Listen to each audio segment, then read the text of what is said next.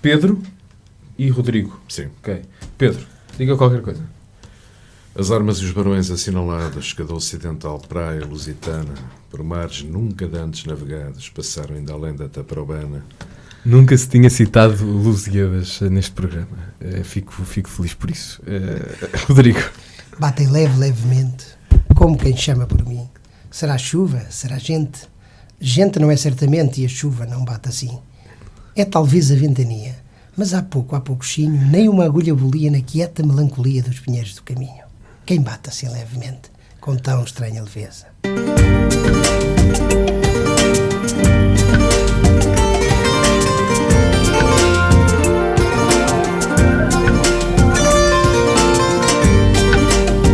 Madragoas da Amália, com António Vieira.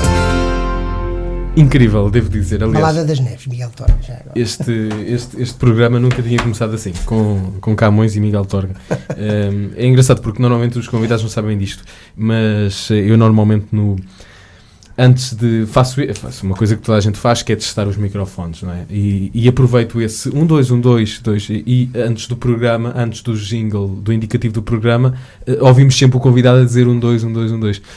Mas normalmente é só isto, 1, 2, está bom, não sei o quê. Hoje tivemos poesia neste início do programa. É absolutamente incrível.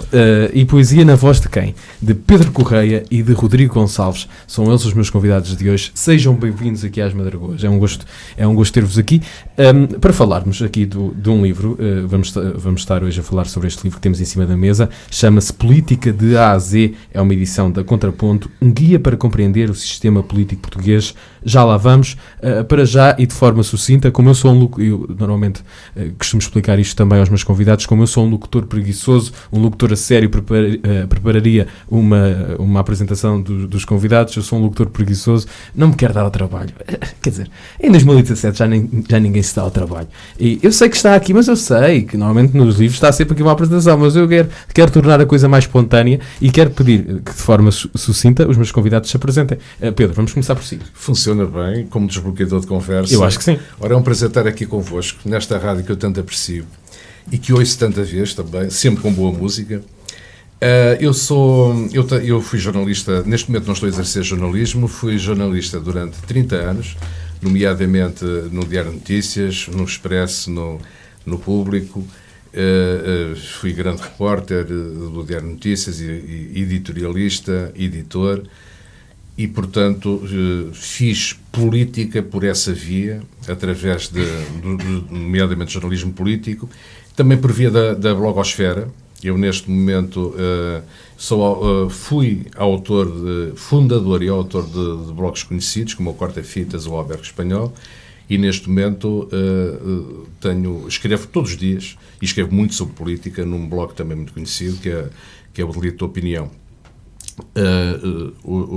Sou consultor de comunicação numa agência de comunicação e continuo a acompanhar de perto o fenómeno político.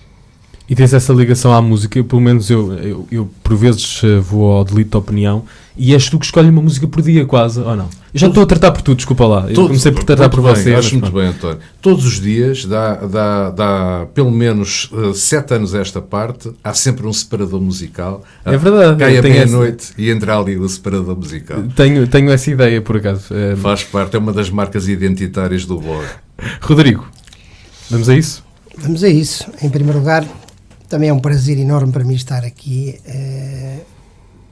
dizer bom dia a todos os nossos ouvintes. Estamos a gravar esta conversa de manhã, mas esta conversa vai passar, nós assumimos isso, portanto, normalmente, mas esta conversa vai passar à noite, a partir da meia-noite. Normalmente, quando entra o separador musical do vlog do Delito de Opinião, também começamos aqui com mais uma conversa. Então, cumprimento todos os nossos ouvintes e apresento-me também. O meu nome é Rodrigo Gonçalves, pai de 4 filhos, casado, católico, um jovem, espero eu. A minha formação é toda essencialmente em ciência política, essencialmente de facto em ciência política. Sou licenciado em ciência política, sou mestre também em ciência política na vertente de cidadania e governação E tenho um MBA também em Liderança e Gestão de Negócios. Há muitos anos, há 21 anos que faço da política a minha vida e faço com todo o gosto. Estive já em 2 governos como adjunto, nomeadamente no primeiro governo que participei como adjunto no Ministério da Administração Interna, no segundo governo como adjunto na Secretaria de Estado do Emprego e fui também autarca, presidente de uma junta de freguesia em Lisboa. Portanto, tem sido muito, muito interessante este meu percurso de serviço público, no fundo. É interessante perceber que são percursos diferentes. As vossas diferenças, como é que conciliaram as vossas diferenças e de que forma as vossas diferenças foram importantes para o livro que temos hoje aqui? Eu acho que este é um livro que é o tipo de livro que é um dicionário enciclopédico. Isto não é para assustar os leitores. Está há 333 entradas sobre temas relacionados com a política. É um livro que só poderia resultar de pessoas diferentes. Ou seja, nós nem nos conhecíamos pessoalmente, foi através de um conhecimento, de um amigo comum que nos pusemos em contacto, e o livro nasce precisamente de uma conversa em que se chega à conclusão que há uma lacuna no mercado editorial português. Pareceu-me que não, depois fomos ver e de facto não havia, e quando contactei o nosso editor, o Francisco José Viegas, do Grupo Bertrand, que a Contraponto pertence ao Grupo Bertrand, ele referiu-me logo que de facto não há, e portanto logo os primeiros contactos foram muito receptivos, e nasce precisamente desta noção de que havia uma lacuna no mercado editorial. Ou seja, uma coisa parece tão simples, o que é política, sistematizada desta forma, começa no A de absolutismo e acaba no Z de Zé Povinho. Portanto, estes 2 termos indicam bem até que ponto a gama é variada, e eu arrisco até a dizer que se afloram aqui temas que interessam um pouco a toda a gente. O Zé Povinho é, no fundo, a personificação feita pelo Eugênio de Bordal Pinheiro do povo português, tem atravessado vários regimes e continua incólume, e, portanto, e até foi uma forma o livro encerra precisamente com essa alusão ao Zé Povinho, que também é uma coisa simbólica, porque este livro pretende chegar ao Zé Povinho, ou seja, a cada um de nós, ao cidadão comum. Rodrigo, queres acrescentar alguma coisa? Quero. Vou acrescentar naturalmente, depois do Pedro falar. É sempre muito difícil, cada um homem da comunicação política, mas de facto isto é, além do que o Pedro diz, é na prática e de forma mais sucinta, é a junção daquilo que é a linguagem política com a mediatização dessa mesma linguagem, associando àquilo que é teoria política. Não querendo, como dizia bem o Pedro, assustar o leitor, pelo contrário, o que nós quisemos foi desmistificar e dar interesse a uma publicação que, de facto, na minha opinião, e eu sou suspeito porque sou um dos autores, é fora da caixa, portanto não preenche uma lacuna que existia no mercado editorial. Ele é abrangente, ele não é só para este ou aquele público, portanto ele é transversal a todos os públicos, e penso que naturalmente que a minha experiência associada à grande experiência da comunicação política do Pedro deu-nos aqui, fez a simbiose perfeita para um livro que eu considero que está muito, muito bem feito e que eu julgo que vai ter muita aceitação tanto pelo cidadão comum como até no meio académico. Consideram que as vossas opiniões se notam em cada uma das entradas deste livro? Eu julgo que não, porque houve também uma preocupação de revisão literária e de haver uma unidade estilística, digamos assim, que também um dos responsáveis da Contraponto, que é uma editora que nos tratou muito bem. Queria também salientar o bom trabalho que o Rui Coceiro está a fazer nesta editora, que é uma editora jovem, mas que apareceu só o ano passado, mas que já está a ter uma posição forte no mercado editorial português. E, portanto, houve essa preocupação de não haver, as coisas não estarem segmentadas dessa maneira. A segmentação é essencialmente temática, ou seja, nós tanto falamos de miguelismo, partidocracia, a meritocracia, portanto, houve essa preocupação de ter uma paleta muito, muito vasta de temas Claro que havia sempre possibilidade de pôr mais coisas. Um amigo meu, que já viu o livro, até disse: vocês não puseram golpada. Golpada é um termo que se associa muito à política. Isso, de facto, essa passou. Mas pronto, podiam ser 1000 conceitos, não é? Ficava uma obra tão pesada que era talvez excessiva, não é? Assim pareceu uma coisa mais bem dimensionada para o gosto padrão das pessoas. E é engraçado que, e há pouco referiste isso, que são muito... os termos aqui que fazem parte deste livro são muito diversificados, e o facto de começar com o absolutismo, que é uma coisa assim tão geral, e acabar em Zé Povinho, que é uma coisa tão específica, eu acho que é uma boa apresentação deste livro, porque é um dicionário de política, mas da política portuguesa. Essa foi uma preocupação vossa? Sim, essa foi a grande preocupação, foi dar, de facto, a possibilidade do leitor ter a abrangência que disseste, e muito bem, do absolutismo genérico, conceito genérico, até à precisão do Zé Povinho, mas ao mesmo tempo tendo sempre a noção de que a dimensão histórica, o contexto geográfico deveria ser sempre balizado naquilo que é Portugal e a lusofonia, e foi isso que tentámos, creio que com sucesso, fazer. Aproximar-nos do cidadão, nós, e essencialmente aproximar o cidadão da política. Essa é a ideia geral que eu vejo nesse livro.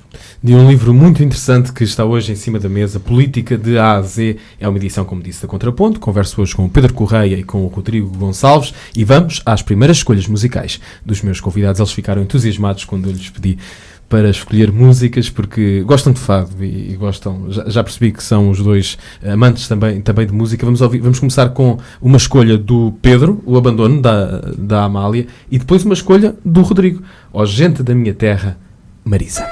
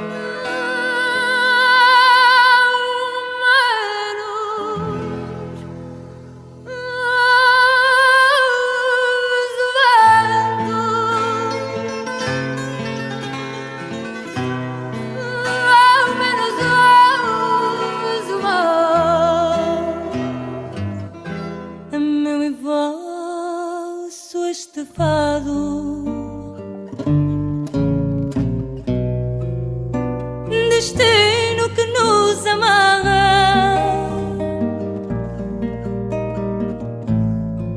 por mais que seja negado, às cordas de uma guitarra.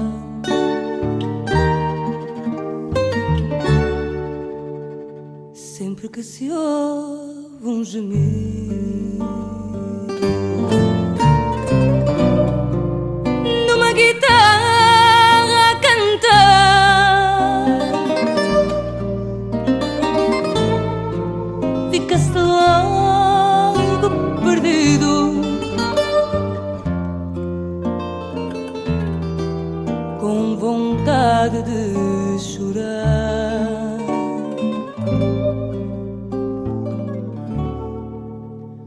Oh, gente da minha terra, agora é que eu percebi esta tristeza que traz.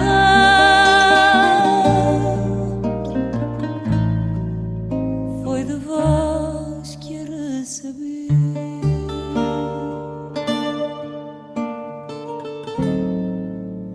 E pareceria ternura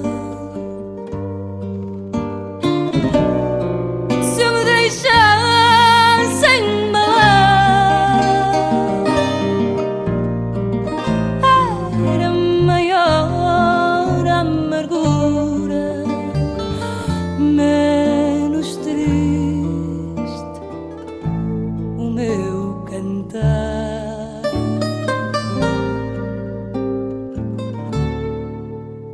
Oh, gente da minha terra, agora é que eu percebi esta tristeza que traz.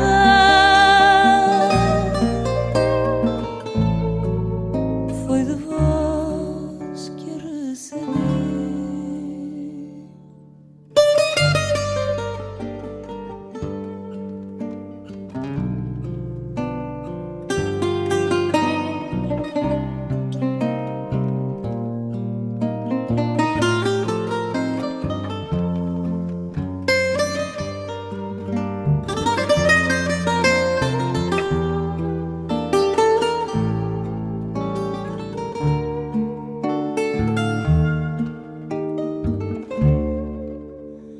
ó gente da minha terra, agora é que eu percebi, ai, esta tristeza que trago,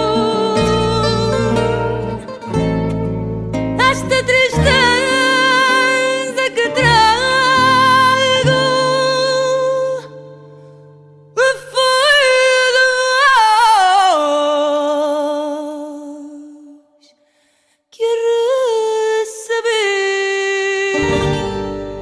Querem acrescentar alguma coisa sobre estes dois temas? Se calhar vamos começar pelo Pedro. O Abandono é um fado que eu emociono-me sempre a ouvir esse fado.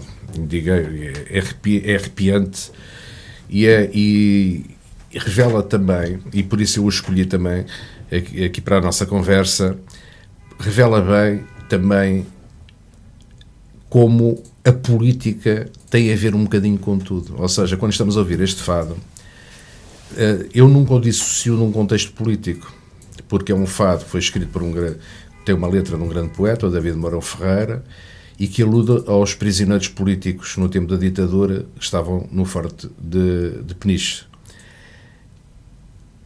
A letra toda tem a ver com isso.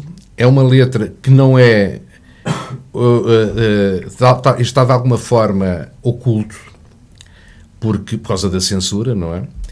Mas quem perceba a mensagem política está lá toda. Ou seja, aqui está um exemplo de como a política pode e consegue impregnar quase todos os nossos gestos do cotidiano, inclusivamente quando estamos a ouvir aquilo que nos parece ser apenas um simples e belíssimo fado. Já lá vamos a essa questão, que parece uma questão muito interessante. E de que forma essa questão está neste livro, ou seja, isso de tudo o que fazemos, ou de quase tudo o que fazemos é político. Rodrigo, ó Gente da Minha Terra, porque esta escolha? Bom, em primeiro lugar, porque tem tudo a ver com aquele que é o público-alvo deste livro, não é? É a gente da nossa terra. Mas mais do que isso, além da analogia, é também um fado que me emociona imenso. Eu julgo que a Marisa é, para mim, pelo menos para mim, a pessoa hoje que mais próxima estará daquilo que a Amália representou, estando bastante longe, evidentemente, porque a Amália é a maior referência de sempre, mas a Marisa segue-lhe os passos, e este fado, ela transportou o nome de Portugal pela Europa fora, pelo mundo fora, cantando com uma emoção tremenda este fado. E só o título diz tudo.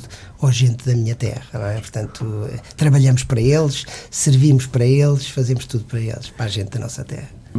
Vamos voltar então a essa questão, a essa pergunta. De que forma este livro se aproxima dessa questão de que tudo o que fazemos é político? De que forma fizeram essa aproximação, essa questão de que estávamos a falar?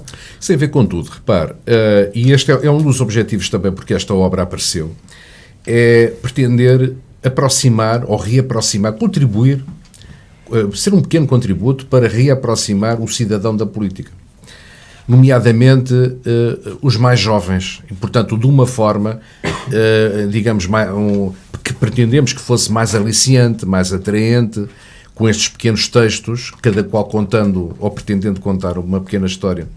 Quando ouço dizer pessoas, nomeadamente pessoas com menos de 30 anos, que em regra não votam hoje em dia, eu faço-lhes sempre lembrar que vivemos num período histórico em que milhões e milhões de pessoas ainda não têm esse direito precioso, que é o direito ao voto, que não têm a liberdade de estarem a conversar numa estação de rádio como nós estamos a ter neste momento.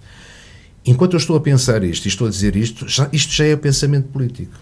Ou seja, há uma diferença substancial em sermos cidadãos, ou seja, sujeitos de direitos e deveres, como nós somos em Portugal, desde há mais de 40 anos, felizmente, e noutros países onde esses direitos não existem.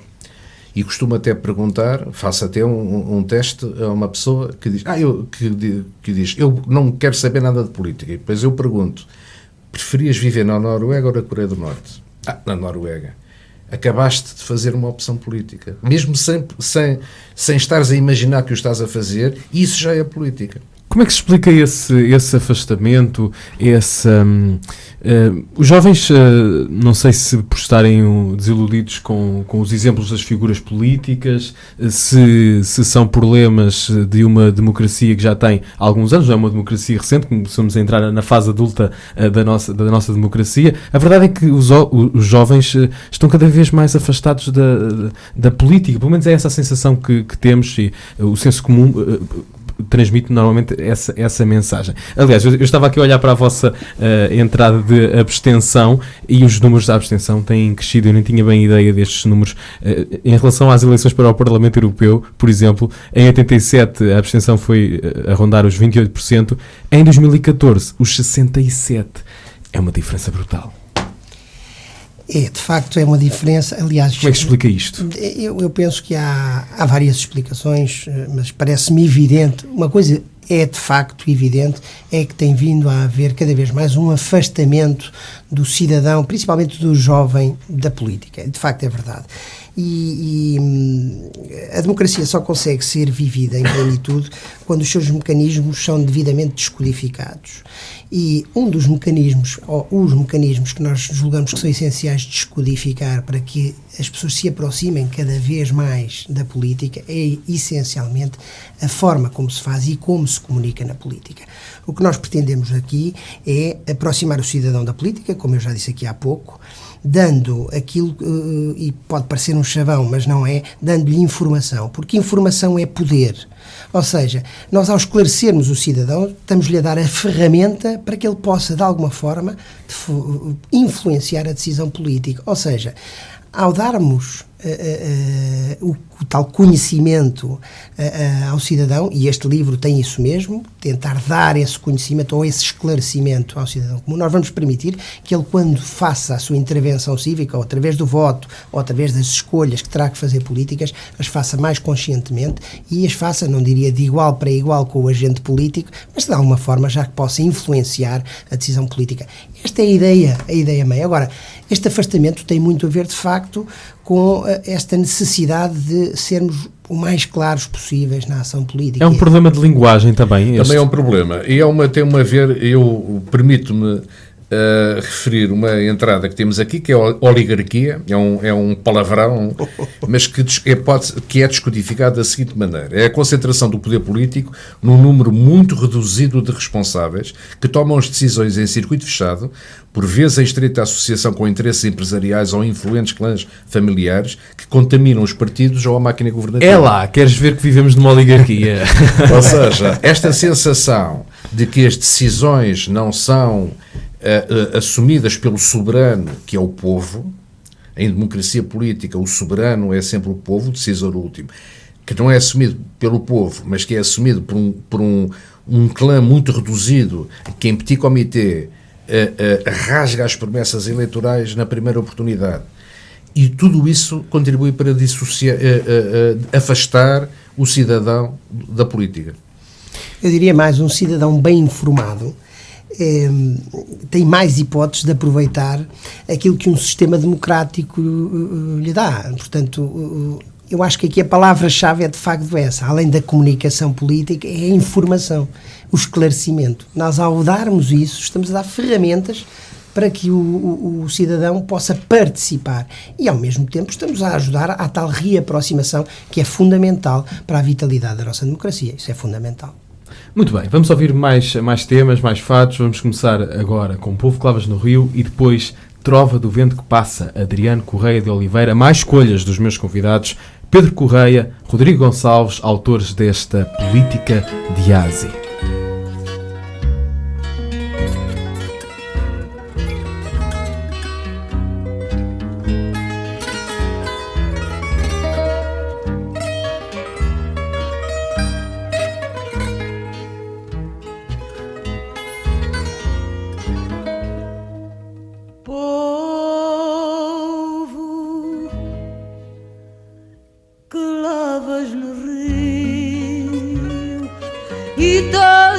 Com teu machado as tábuas do meu caixão,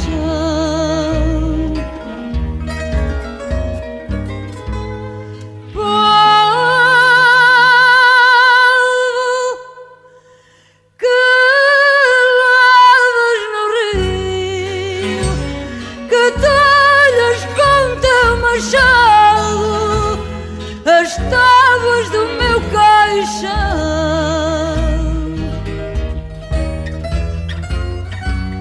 Pode haver quem te defenda, quem compre o teu chão sagrado, mas a tua vida não.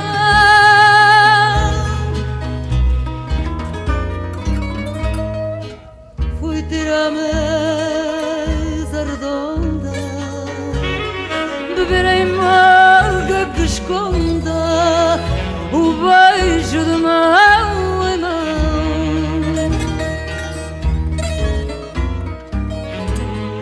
Fui ter a mesa redonda, beber em malga que esconda o beijo de mão em mão.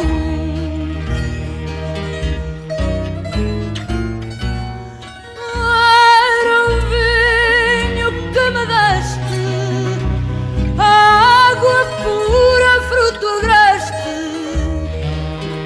mas a tua vida não.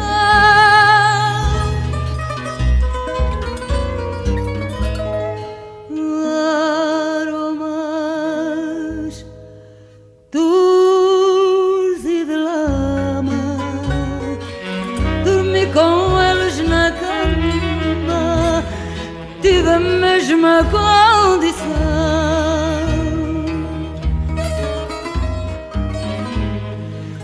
Aromas dores e de lama, dormi com eles na cama, tive a mesma condição.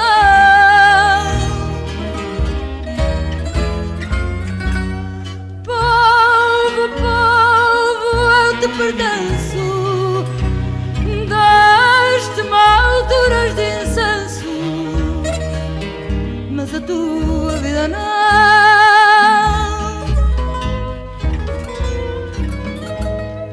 Povo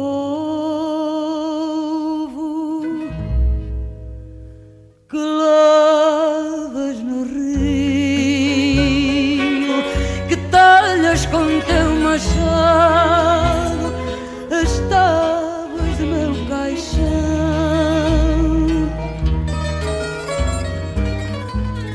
Povo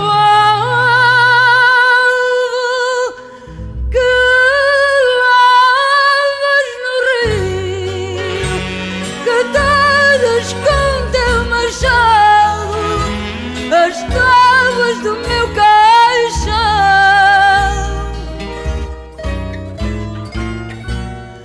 Pode haver quem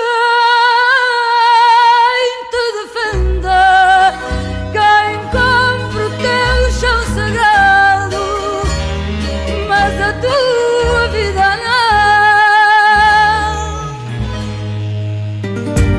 Quando as guitarras madrugam, acordamos para a conversa.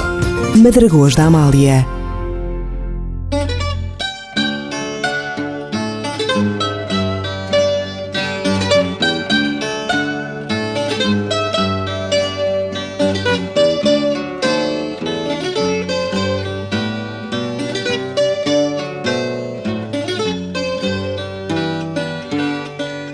Pergunto ao vento que passa notícias do meu país,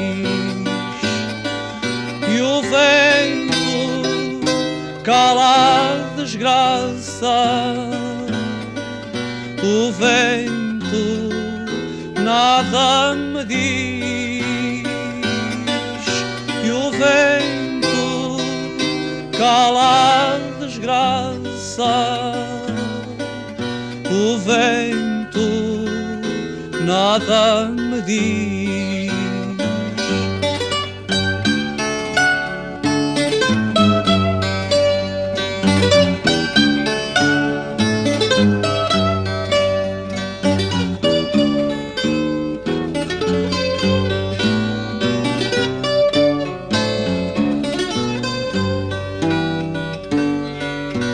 mas há sempre uma candeia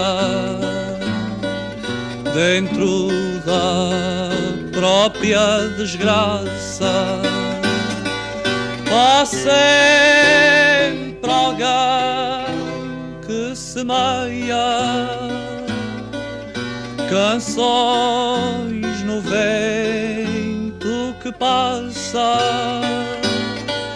Há sempre alguém que semeia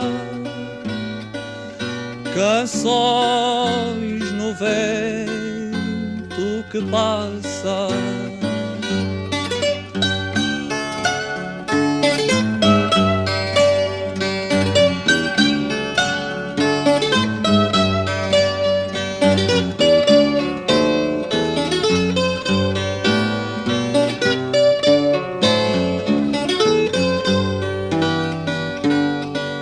Mesmo na noite mais triste, em tempo de servidão, há sempre alguém que resiste. Há sempre alguém que diz não. Há sempre alguém que resiste. Há sempre alguém que diz não. Adriano Correia de Oliveira, Trova do Vento que Passa, numa noite em que falamos de política, porque temos em cima da mesa este livro, Política de A a Z, um guia para compreender o sistema político português, uma edição da Contraponto, como já dissemos. Os meus convidados são o Pedro Correia e o Rodrigo Gonçalves. Uma das perguntas que me chama a atenção, agora de repente perdi-a, eu estava aqui a olhar para ela, que está na contracapa, é a seguinte: existem mesmo barões na política portuguesa? Chegaram a que resposta? Existem barões, não é só na política portuguesa, é na política. Esse é um dos problemas que está a contaminar o sistema político na Europa. É precisamente a tal oligarquia composta por esse baronato que rasga promessas eleitorais, e isso atravessa todos os terrenos ideológicos. Nós estamos a gravar esta nossa conversa tão agradável no dia em que faz precisamente 2 anos em que o Syriza assumiu o poder na Grécia. Ora, as principais promessas eleitorais do Syriza foram rasgadas imediatamente. Acabar com a austeridade, romper com a Europa financeira, devolver a soberania plena ao cidadão, tudo isso foi rasgado. Foi convocado inclusivamente um referendo que votou de uma maneira, e uma semana depois o governo grego tomou a decisão imediatamente oposta, portanto, rasgando as suas próprias promessas eleitorais.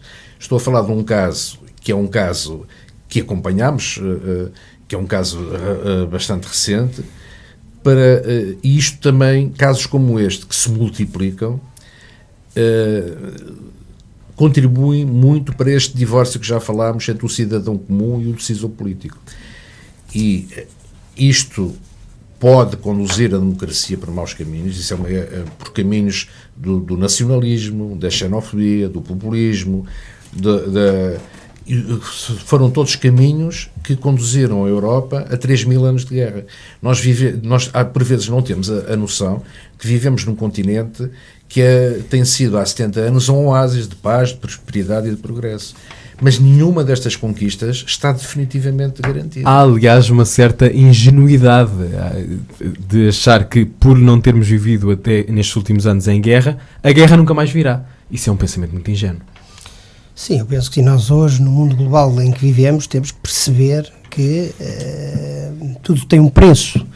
E a segurança que Portugal tem tido por se associar, principalmente às instituições internacionais, poderá ter esse preço, efetivamente, porque é como dizia o Pedro, nós ao participarmos fazemos escolhas e isso pode de facto acontecer em Portugal. Dar só aqui uma nota, aproveitando a pergunta que fizeste sobre os barões, é que é interessante perceber que é uma expressão jornalística que foi criada por jornalistas e que era isto no contexto nacional, que serviu para denominar os militantes da chamada velha guarda dos principais partidos nacionais, nomeadamente o PSD e o PS, que influenciavam não só a cúpula, mas também as bases do partido. É uma expressão que hoje em dia tanto pode ser elogiosa como depreciativa, depende do contexto, mas ela é usada em ambos os contextos, mas que ela remonta à monarquia constitucional, portanto a sua origem é já em tempos idos, mas de facto, respondendo à tua pergunta diretamente, se há ou não há, bom, eu fazia aqui, lançava um desafio às pessoas: comprem um livro, porque o conceito está cá e responde a esta pergunta. Muito bem, quando falamos de terminologia política, há logo duas ideias que nos vêm à cabeça: direita e esquerda, as diferenças, também é um assunto de que falam aqui. Falamos, não, que é o chamado assunto incontornável, mas é um assunto, eu pessoalmente tenho, são conceitos que não utilizo, porque nós vivemos num mundo onde dizer que uma pessoa é de esquerda ou que uma pessoa é de direita... Não cedes a essa tentação, às vezes? Cede-se por facilidade, de discurso até jornalístico. Facilita, não é? Facilita. Mas, por exemplo, lá voltamos outra vez ao exemplo do Syriza. O Syriza foi apresentado como a grande bandeira europeia, o grande farol europeu da esquerda. Depois de ter cedido às exigências do Banco Central Europeu e da Comissão Europeia, muita gente colocada à esquerda considera que o Syriza está a fazer uma política de direita. Inversamente, há 2 anos, a chanceler alemã Angela Merkel era considerada uma figura do pior que poderia haver na direita. Hoje em dia, muita gente à esquerda elogia a chanceler alemã, dizendo que é a única estadista que resta neste continente europeu. Ou seja, isto percebe-se bem como estes conceitos são tão fluidos que o que é de esquerda hoje, amanhã é direita, o que é de direita amanhã, depois da amanhã pode ser de esquerda, e no fundo nós nesta obra, o que vem, as próprias entradas esquerda, direita e centro, refletem um bocadinho isso. São conceitos de uma geografia abstrata que dizem muito pouco de concreto. Mas atenção, vocês elevam aqui o nível, porque normalmente direita, esquerda, mas vocês neste livro elevam o nível, porque há aqui uma questão: quais são as diferenças entre centro, centrão, centralismo e centralismo democrático? Há diferenças entre estes conceitos? E consideráveis em alguns, são antíteses uns dos outros. Dizer-te só que, relativamente à esquerda e à direita, eu queria só aqui deixar uma nota. Ela só faz sentido caracterizar a direita e a esquerda por comparação e por contraste. De resto, partilho inteiramente da opinião do Pedro. Aliás, o exemplo do Syriza é exatamente isso. Portanto, relativamente àquilo que é a comparação de termos e a terminologia e os conceitos que nós queremos aqui, muitos deles parecem parecidos de facto. Aliás, na contracapa, e tu estás a ler a contracapa, os ouvintes não estão a ver, tem exatamente isso, e não é por acaso, é porque aquilo que parece apenas uma diferença mínima numa palavra é conceptualmente uma diferença brutal. Mas não se preocupem, porque nós associamos sempre histórias aos conceitos, histórias interessantes que não só fazem perceber as diferenças, como também vão ajudar o leitor a estar motivado. E lá está, estamos a dar ferramentas para que possam participar cada vez mais no processo político. Eu adoro a vossa aqui, já que estamos a falar da contracapa, há aqui uma provocação na contracapa, que eu acho maravilhosa, que é: de A a Z, um guia para compreender todos os segredos da política, altamente recomendado para políticos. Por exemplo, eu acho isto maravilhoso. Estou a imaginar alguns políticos, certamente que muitos vão ter este livrinho na mão e vão consultá-lo. Espero que sim. Recomendam a alguém especificamente? Eu recomendaria, essencialmente, a todos em geral. Portanto, não ia particularizar, mas naturalmente que muitos precisam efetivamente de saber aquilo que dizem.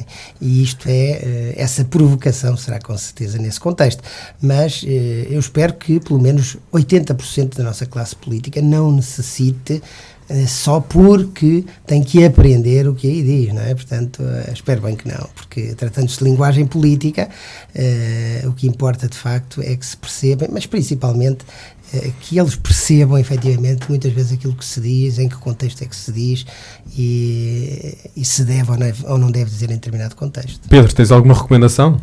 Há muita iliteracia política, portanto, quando um partido, basta ver os nossos partidos. O Partido Comunista diz comunista, mas não é bem comunista. Um comunista é um revolucionário. O Partido Comunista aceita as regras do sistema. Aliás, é um partido muito dentro do sistema. Completamente dentro do sistema. É um partido institucional. Portanto, é comunista praticamente só no nome. O socialista é um partido que também, desde o Dr. Mário Soares que meteu o socialismo na gaveta, o socialista, no fundo, é um partido social-democrata. O PSD, que se diz social-democrata, no fundo, é um partido liberal. E o CDS, que se diz de centro, não sabe muito bem o que centro é aquele, que já foi um partido com Freitas do Amaral, que foi considerado o partido mais à direita de Portugal, e hoje em dia Freitas do Amaral é considerado uma pessoa de esquerda. Cá está a fluidez do conceito geográfico. Falam dos partidos especificamente neste livro. Falamos, isso é obrigatório. Sentimos essa obrigação, não é? De falar até de partidos que até já não existem. É isso que eu ia perguntar. Partidos que a certa altura conseguiram resultados simpáticos, mas que portanto exemplos desses. Por exemplo, o MRPP, o PRD, que é um partido que já não existe, mas que chegou a ser sensação numa eleição legislativa, chegou a ser até a terceira. Chegou a ser a terceira força política mais votada em Portugal. Exatamente. Em 87. Forças políticas que, inclusivamente, antes do 25 de Abril também existiram. Portanto, falamos um bocadinho disso tudo, porque este livro pretende ser também, no meio destes conceitos, quase todos eles contemporâneos, introduzir também uma perspectiva histórica, através, nomeadamente, por essa via. Porque falta essa, além de um desconhecimento por vezes dos termos, da linguagem, de haver uma diferença, ou melhor, há de facto uma distância, é essa a palavra que eu queria usar, uma distância entre as pessoas e a linguagem que é usada pelos políticos. Além dessa diferença de linguagem e dessa incompreensão, há também falta de conhecimento histórico.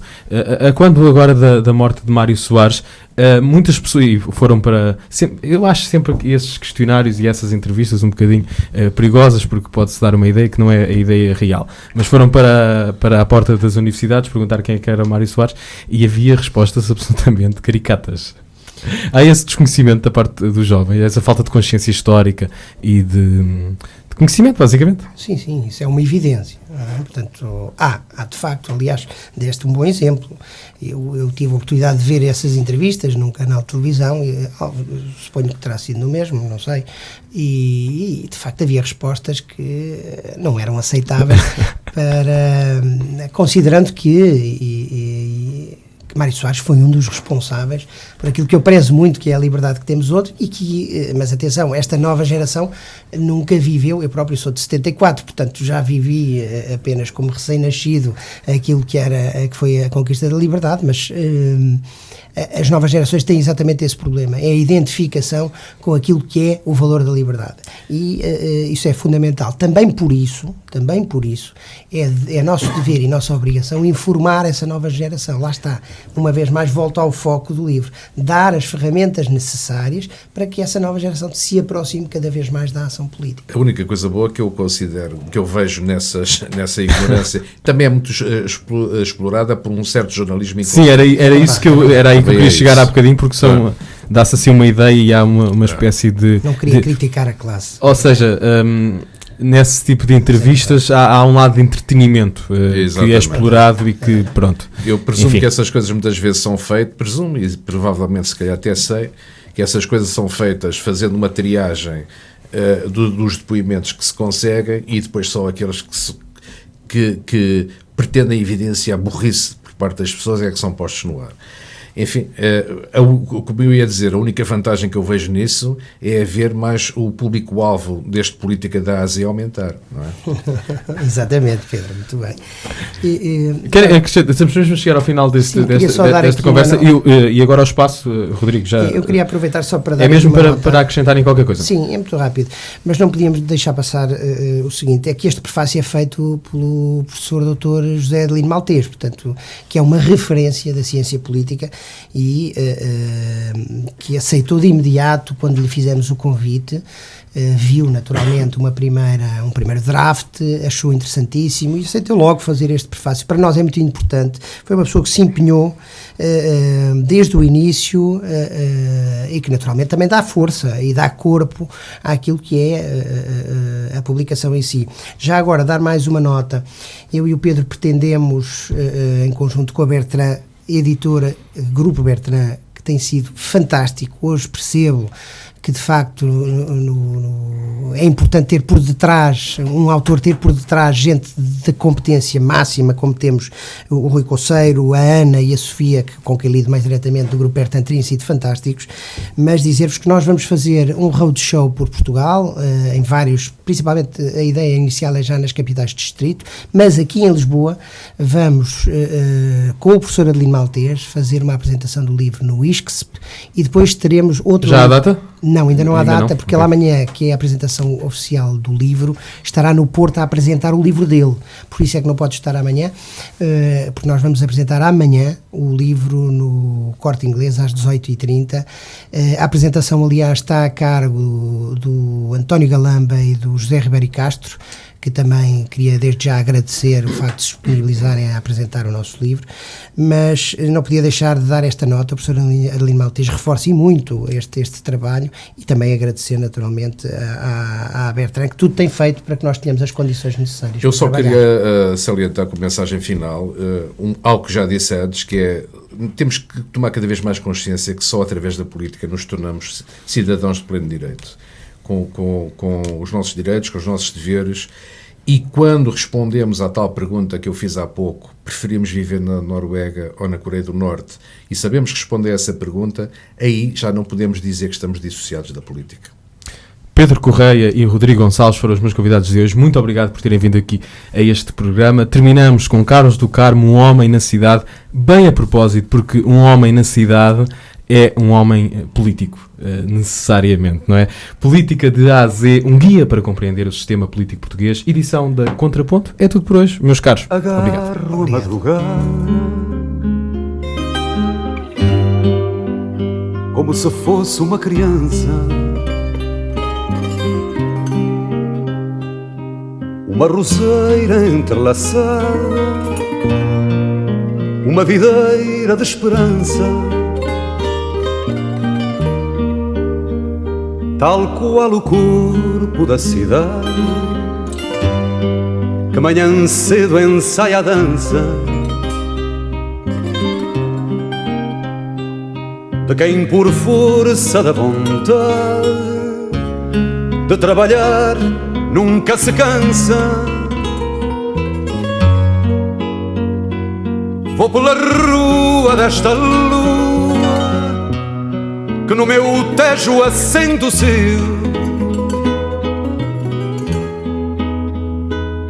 Vou por Lisboa, maré nua que desagua no Rocio.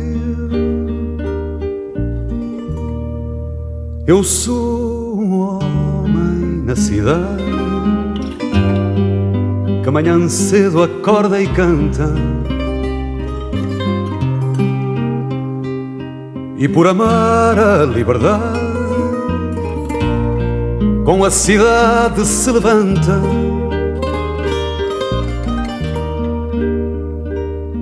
Vou pela estrada deslumbrada da lua cheia de Lisboa,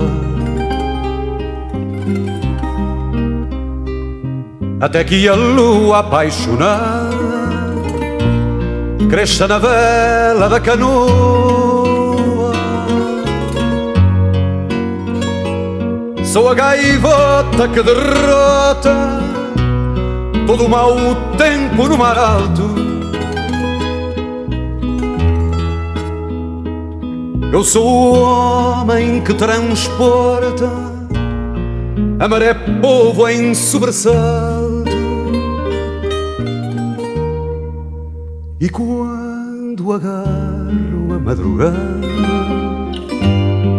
colho a manhã como uma flor. À beira-mágoa desfolhada, o mal me quer azul na cor. O mal me quer da liberdade, que bem me quer como ninguém. O mal me quer desta cidade, que me quer bem, que me quer bem. Nas minhas mãos a madrugada abriu a flor de abril também. A flor sem medo perfumada, com o aroma que o mar tem.